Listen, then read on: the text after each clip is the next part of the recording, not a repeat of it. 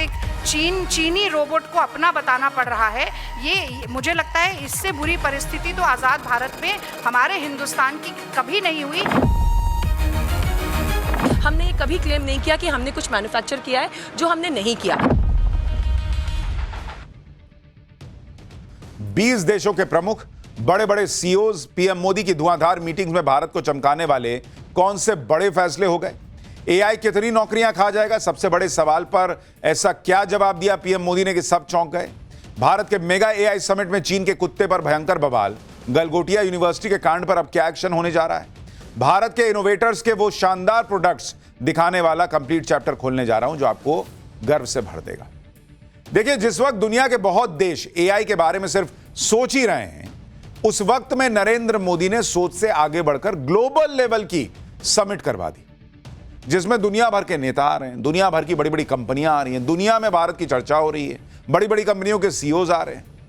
लेकिन हमारे यहां इस पर बात करने की जगह बात क्या हो रही है? एक प्राइवेट यूनिवर्सिटी के कांड की बात हो रही है कि चाइना का रोबोडॉग कैसे आ गया, और एक कांड को बता दिया गया कि पूरा समिट ही एकदम खत्म हो गया। भाई, आज पूरा दिन लोग इसी में लगे रह गए। मेगा एआई समिट हो रहा है, देश के लिए गर्व की बात होनी चाहिए। वहां चीन के कुत्ते पे बहस चल रही है। इस यूनिवर्सिटी ने जो किया उसका नतीजा तो वो भुगत रही है, आगे और भुगतेगी। लेकिन इस एक कांड से जो लोग पूरी एआई समिट को लपेट रहे हैं, कांग्रेस तो पूरे एआई समिट को खत्म मामला बताने लग गई। जो लोग एआई समिट को लेकर पॉलिटिक्स कर रहे हैं, उन्हें आज पाठशाला का यह चैप्टर जरूर देख लेना चाहिए। एआई समिट खत्म नहीं हुआ है बॉस। दुनिया भर में इसकी चर्चा क्यों हो रही है, आज आपको दिखाऊंगा। 20 देशों के बड़े बड़े नेता यहां आ रहे हैं, मिल रहे हैं, बड़े बड़े सीईओ से मुलाकात हो रही है पीएम मोदी की। प्रधानमंत्री मोदी ने अपनी धुआंधार मीटिंग्स में भारत को चमकाने वाले कौन से बड़े फैसले किए हैं, आज आपको वो भी बताऊंगा। मोदी की एआई समिट को कैसे दुनिया एक बड़ी पहल और बड़ा अचीवमेंट मान रही है, आज आपको सुनना चाहिए, क्योंकि यहां तो खाली गलगोटिया यूनिवर्सिटी के कांड के अलावा जैसे कुछ हुआ ही नहीं ऐसा लग रहा है। सिर्फ एक कंट्रोवर्सी को दिखाकर भारत के इनोवेटर्स की क्षमता पर जो लोग डाउट कर रहे हैं, उनके डाउट आज मैं क्लियर करूंगा। आपको बताऊंगा कि भारत के इनोवेटर्स ऐसे कौन कौन से काम कर रहे हैं जो चीन से किसी मामले में कम नहीं है। चीन के रोबोडॉग की बड़ी आज लोगों ने चर्चा की। भारत क्या अपना रोबोडॉग नहीं बना रहा है? आज आपको उससे भी मिलवाऊंगा। भारत किसी से कम नहीं है, यह चैप्टर आपको बताएगा। लेकिन पहले आप देखिए कि भारत की एआई समिट को लेकर 2 दिन से जो माहौल बनाया जा रहा था, उस माहौल को कैसे पीएम मोदी ने एक झटके में आज बदल दिया। उसकी एक झलक।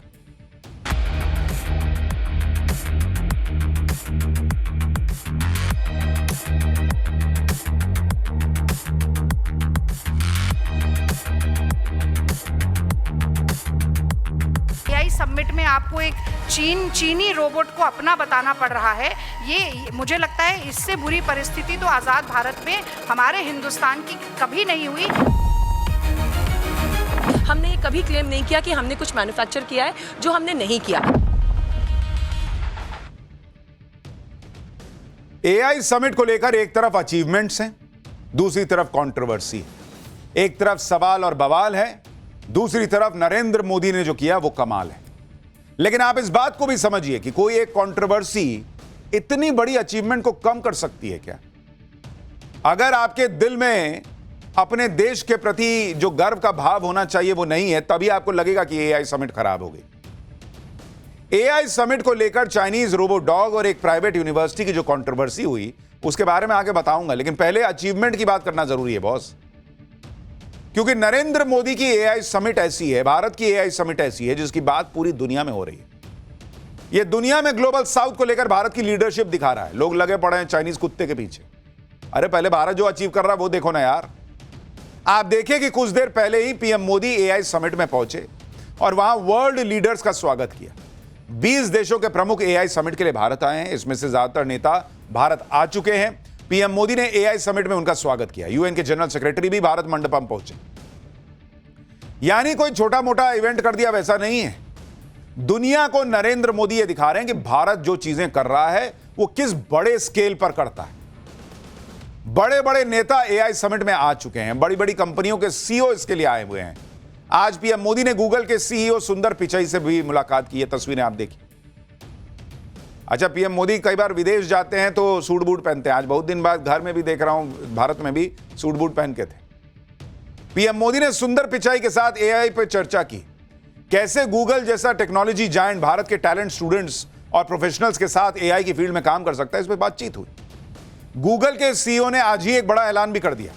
सुंदर पिचाई ने कहा कि वो इंडिया अमेरिका कनेक्ट इनिशिएटिव का ऐलान कर रहे हैं। इसके तहत भारत और अमेरिका के बीच एआई कनेक्टिविटी को बढ़ाया जाएगा।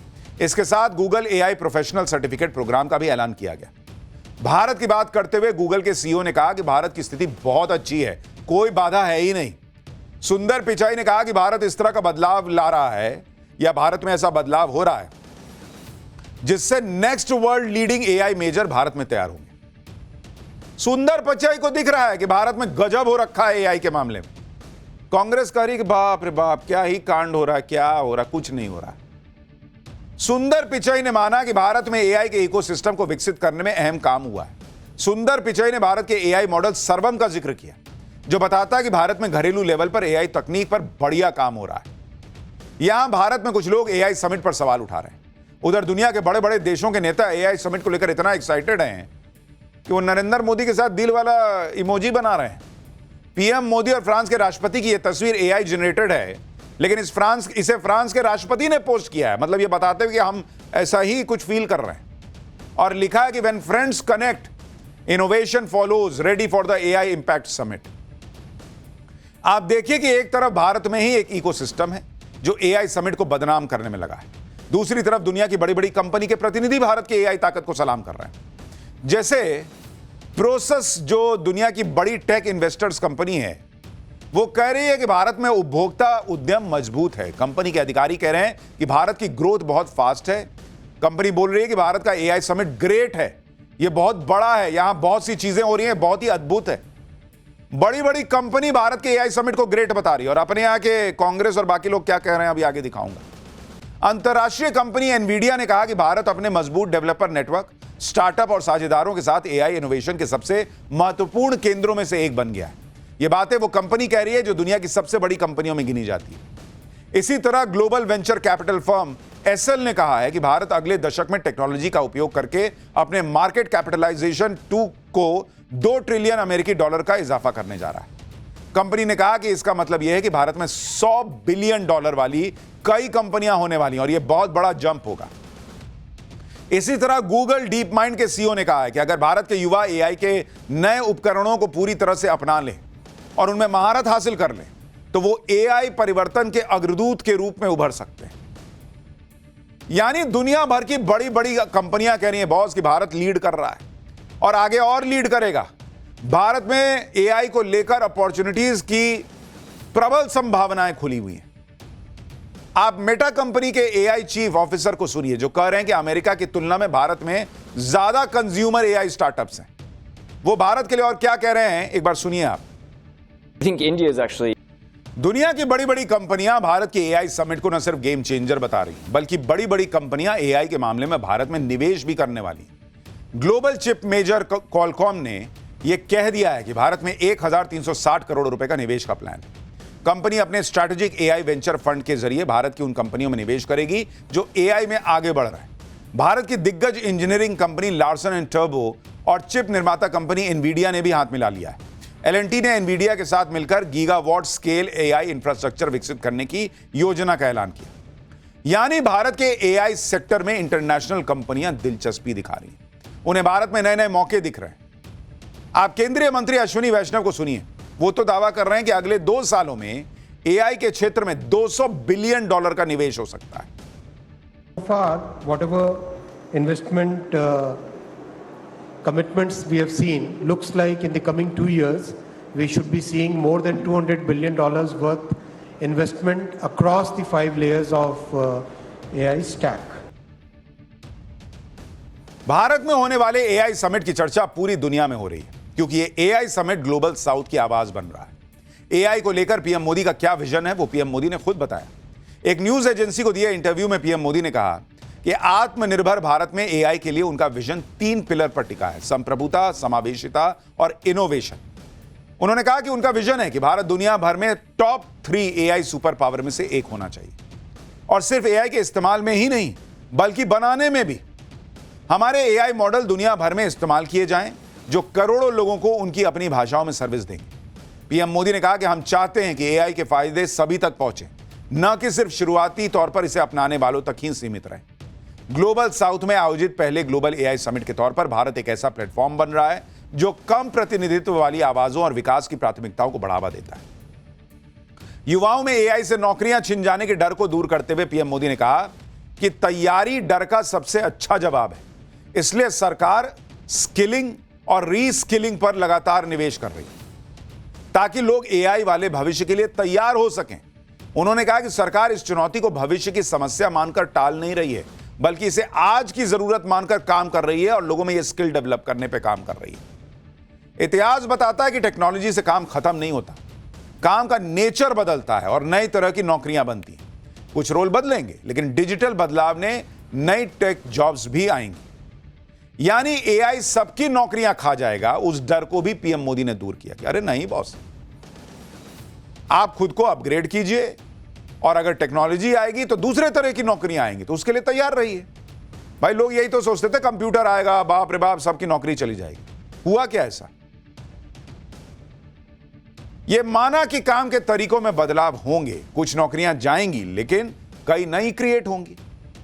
भारत में एआई को रफ्तार देने के लिए पीएम मोदी लगातार काम कर रहा है। मोदी सरकार इंडिया एआई मिशन 2.0 पर काम कर रही है। केंद्रीय मंत्री अश्विनी वैष्णव ने बताया कि सरकार जल्दी ही इंडिया एआई मिशन 2.0 लॉन्च करने जा रही है। अश्विनी वैष्णव ने बताया कि जैसे भारत ने यूपीआई बनाया था, वैसे ही एआई का यूपीआई बनेगा, जो पूरी दुनिया के लिए होगा। केंद्रीय मंत्री ने कहा कि यूपीआई टाइप प्लेटफॉर्म की तरह भारत एआई की सर्विस देगा। यानी भारत ऐसे एआई मॉडल्स तैयार करेगा जो भारतीयों की तो मदद करेंगे, साथ ही ग्लोबल साउथ के कमजोर देशों में भी इसका इस्तेमाल हो सकेगा।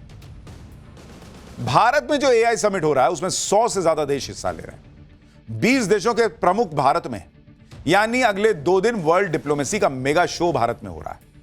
और नरेंद्र मोदी जानबूझ के इसे ग्रैंड लेवल पर कर रहे हैं, क्योंकि जब भी दुनिया में कहीं एआई की बात हो, हर आदमी के दिमाग में एआई सुनते ही भारत का नाम आना चाहिए। हर कंपनी के दिमाग में आना चाहिए कि एआई पे कुछ कर रहा हूं तो भारत में जाके करना चाहिए। और इतने लार्ज स्केल पे होने की वजह से वो चर्चा होगी। पीएम मोदी ने G20 होस्ट कैसे किया था, आपको याद है ना? इतना ग्रैंड था कि दुनिया देखती रह गई थी। इससे भारत की ताकत और क्षमता का भी प्रदर्शन होता है। वैसे ही अब एआई समिट के लिए पीएम मोदी ने 20 देशों के नेताओं को भारत बुला लिया। आप देखिए, इन नेताओं के आते ही दोपहर में पीएम मोदी ने दिल्ली के हैदराबाद हाउस में बैक टू बैक द्विपक्षीय मुलाकातें की। दिल्ली में पीएम मोदी स्पेन के राष्ट्रपति से मिले, फिनलैंड के प्रधानमंत्री के साथ चर्चा की, सर्बिया के राष्ट्रपति के साथ पीएम मोदी ने बातचीत की, क्रोएशिया के प्रधानमंत्री भी आज पीएम मोदी से मिले, एस्टोनिया के राष्ट्रपति ने पीएम मोदी से मुलाकात की, कजाकिस्तान के प्रधानमंत्री से भी पीएम मोदी की मुलाकात हुई। इन मुलाकातों के दौरान पीएम मोदी ने स्पेन और फिनलैंड के राष्ट्र प्रमुखों से इंडिया ईयू ट्रेड डील पर भी बातचीत की। उन्होंने कहा कि यह फ्री ट्रेड एग्रीमेंट भारत और यूरोप के रिश्तों के स्वर्णिम युग की शुरुआत है। स्पेन के साथ डिफेंस, सिक्योरिटी, टेक्नोलॉजी पर बात हुई। फिनलैंड के साथ ट्रेड को डबल करने पर बात हुई। 6G जैसे टेक्नोलॉजी में सहयोग बढ़ाने पर बात हुई। मतलब एक पंथ दो काज, सबको बुला के भारत का रौला भी दिखा दिया। देखो यार, हम क्या जबरदस्त एआई समिट कर रहे हैं। और जब आई हो तो थोड़ा बिजनेस की भी बात कर लेते हैं, थोड़ी टेक्नोलॉजी की बात कर लेते हैं, थोड़ा डिफेंस की बात कर लेते हैं, वो भी हो गया। और दुनिया में जो तस्वीर जा रही है वो तो जा ही रही है। पीएम मोदी भूटान के प्रधानमंत्री से भी मिले। उनकी मुलाकात की तस्वीरें वायरल हो रही है, क्योंकि दोनों नेताओं ने जिस तरह से एक दूसरे को गले लगाया, उससे ऐसा लगा कि 2 देशों के नेता नहीं बल्कि 2 भाई मिल रहे हैं। एआई समिट में शामिल होने के लिए फ्रांस के राष्ट्रपति तो पहले ही भारत आ चुके हैं, मैक्रोन। आज ब्राजील के राष्ट्रपति भारत आए। ब्राजील के राष्ट्रपति अपने साथ करीब 300 सदस्यों वाला डेलीगेशन लेकर आए हुए हैं। ब्राजील के राष्ट्रपति लूला दा सिल्वा एआई समिट में शामिल होंगे। पीएम मोदी से द्विपक्षीय बातचीत करेंगे। ब्राजील के राष्ट्रपति ऐसे वक्त में भारत आए हैं जब ब्राजील भी अमेरिका और चीन पर अपनी निर्भरता को कम करना चाह रहा है और ब्राजील को भारत के रूप में एक भरोसेमंद पार्टनर दिख रहा है। राष्ट्रपति लूला दा सिल्वा 18 से 22 फरवरी तक भारत के दौरे पर रहने वाले हैं। ब्राजील के राष्ट्रपति के दौरे की बहुत चर्चा भी है, क्योंकि कहा जा रहा है कि भारत और ब्राजील के बीच बड़ी बड़ी डील हो सकती है। विदेश मंत्रालय ने बताया कि पीएम मोदी भारत और ब्राजील के रिश्तों को नए लेवल पर ले जाने वाले हैं। ब्राजील के राष्ट्रपति के दौरे पर ट्रेड टॉप एजेंडा है। भारत और ब्राजील के बीच द्विपक्षीय व्यापार 2024 के मुकाबले 2025 में 25% ऑलरेडी बढ़ चुका है। भारत और ब्राजील के बीच जो $12 बिलियन यानी 1,08,000 करोड़ का व्यापार होता है, उसे बढ़ाकर अगले 5 साल में $20 बिलियन यानी 1,80,000 करोड़ रुपए तक ले जाने का टारगेट है। भारत और ब्राजील के बीच फार्मा और सिविल एविएशन में डील हो सकती है। क्रिटिकल मिनरल, जिसे दुनिया का नया गोल्ड कहा जा रहा है, उसे लेकर दोनों देशों में अहम डील हो सकती है। दावा है कि चीन के बाद दुनिया में सबसे ज्यादा रेयर अर्थ रिजर्व ब्राजील के ही पास है। तो भारत के लिए ब्राजील से यह दोस्ती बहुत कारगर साबित होगी। इधर दुनिया के बड़े बड़े नेता, सीईओ सब भारत में, वो भारत की एआई ताकत को सलाम ठोक रहे हैं। वो भारत के एआई समिट को देखकर हैरान हो रहे हैं। भारत डील पे डील ठोके जा रहा है। दूसरी तरफ भारत में एक इकोसिस्टम एआई समिट को फ्लॉप बताने में लगा है, वो भी इसलिए क्योंकि एआई समिट में एक यूनिवर्सिटी ने बड़ा कांड कर दिया। दरअसल एआई समिट में गलगोटिया यूनिवर्सिटी के पवेलियन में एक रोबो डॉग दिखाया गया। रोबो डॉग की बड़ी चर्चा होने लगी। यूनिवर्सिटी की तरफ से बताया गया कि यह रोबो डॉग तो उनकी यूनिवर्सिटी ने ही बनाया है। गलगोटिया यूनिवर्सिटी के पवेलियन में मौजूद प्रोफेसर ने रोबोटिक डॉग का नाम भी ओरियन बता दिया और कहा कि हमारे यहां ही डेवलप हुआ है। प्रोफेसर ने कहा कि गलगोटिया यूनिवर्सिटी एआई सेक्टर में 350 करोड़ रुपए का भारी भरकम इन्वेस्टमेंट कर रही है। इस दावे पर बवाल मच गया क्योंकि बाद में सामने आया कि जो रोबो डॉग दिखाया गया था वो यूनिवर्सिटी ने बनाया ही नहीं था। यह भी दावा किया गया कि यह रोबो डॉग तो मेड इन चाइना है और इसे यूनिवर्सिटी ने अपना प्रोडक्ट बता दिया। इस पर गलगोटिया यूनिवर्सिटी तो ट्रोल हुई, साथ ही भारत का एआई समिट निशाने पर आ गया। माहौल बनाया जाने लगा कि भारत के एआई समिट में तो फर्जीवाड़ा चल रहा है। एक स्टॉल पर ऐसा हुआ, एक यूनिवर्सिटी ने ऐसा कांड किया, पूरा एआई समिट इतना भव्य हो रहा है, उस पूरे एआई समिट को ये लोग जो है खराब बताने लगे। कई टेक एक्सपर्ट्स और यूजर्स ने दावा किया कि जिस रोबो डॉग को गलगोटिया यूनिवर्सिटी वाले अपनी क्रिएटिविटी बता रहे थे, वो असल में चाइनीज कंपनी यूनिट्री का रोबो डॉग है। लोगों ने इस रोबो डॉग के मॉडल का नाम भी बता दिया। दावा किया गया कि यूनिट्री के रोबो डॉग का GO2 मॉडल है, जो खुले बाजार में और ऑनलाइन प्लेटफॉर्म पर 2 से 3 लाख रुपए में आसानी से खरीदने पर मिल जाता है। इसके बाद गलगोटिया यूनिवर्सिटी का ड्रोन शॉकर भी विवादों में आ गया। इस ड्रोन को भी यूनिवर्सिटी ने अपनी खोज बता दिया था। दावा किया कि इंडिया का पहला ड्रोन शॉकर एरिना है, लेकिन यूनिवर्सिटी का यह दावा भी झूठा निकला। कई लोगों ने बताया कि असल में यह कोरिया का ड्रोन है। लोगों ने इस ड्रोन के मॉडल का नाम भी बता दिया, स्ट्राइकर V3 ARF। दावा किया गया कि मार्केट में इसकी कीमत 40,000 रुपए, लेकिन यूनिवर्सिटी ने दावा ठोक दिया था कि हम ही बनाए बे किए हैं। जब गलगोटिया यूनिवर्सिटी के दावे एक्सपोज होने लगे तो उनके लोगों को समझ में नहीं आया कि अब क्या करें, तो कांड हो गया। इसी चक्कर में बयान पर बयान बदलते रहे। सीधे माफी मांगनी चाहिए था ना जी, तो थेथराई करने लगे। माफी मांगने की जगह इधर उधर की बात करने लगे। कभी मीडिया पर कंट्रोवर्सी क्रिएट करने को लेकर सवाल खड़े करने लगे, कभी समझ का फेर बता दिया। ये लोग दावा करने लगे कि उन्होंने तो चाइनीज रोबो डॉग को अपना बताया ही नहीं था। सुनिए एक बार।